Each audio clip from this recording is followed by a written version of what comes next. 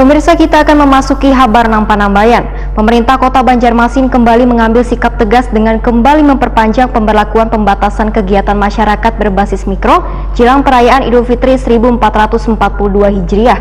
Kebijakan ini diambil lantaran terus meningkatnya jumlah terkonfirmasi positif COVID-19 di Banjarmasin.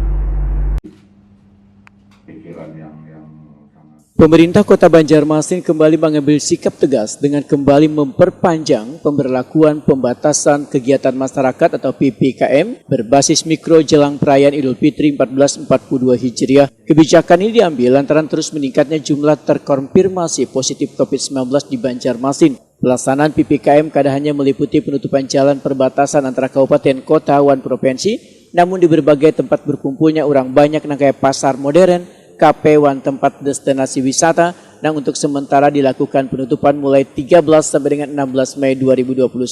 Kapolresta Banjarmasin Kombes Pol Rahmat Hendrawan Wahitakuni Prima TV Baisukan Senin 10 Mei 2021 mendahkan diperpanjangnya PPKM Mikro ini mengingat lonjakan terkonfirmasi positif COVID-19 di Banjarmasin yang terus meningkat sehingga kada ingin kecolongan kayak terjadi di beberapa daerah lainnya. Rahmat Hendrawan berjanji akan menerjunkan personilnya untuk membubarkan wan mencegah kerumunan.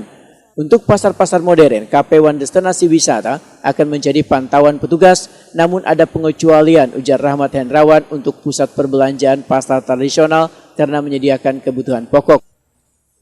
Sebenarnya gini, kita mengimbangi dari Banjarbaru yang memang malnya ditutup, kemudian Plehari atau kemudian Batola tempat pasar tertutup. Nah, mengantisipasi itu, kita di sini kan ada lonjakan. Artinya saya sebagai warga Banjarbaru misalnya kalau saya ditutup nggak sampai kemana-mana, saya pasti jalan kok ke Banjarmasin, ada anak keluarga kan makan di situ. Nah, ini untuk antisipasi itu kita udah beri keringanan tanggal 13 sampai tanggal 16.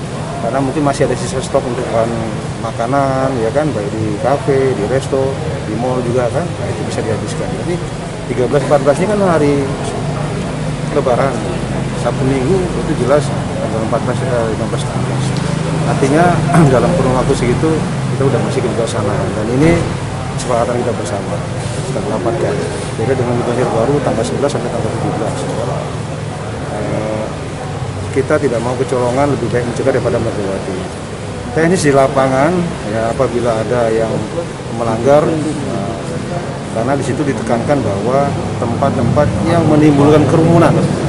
Kalau dia tidak kerumun, Anda makan di restoran, tidak apa-apa sebenarnya.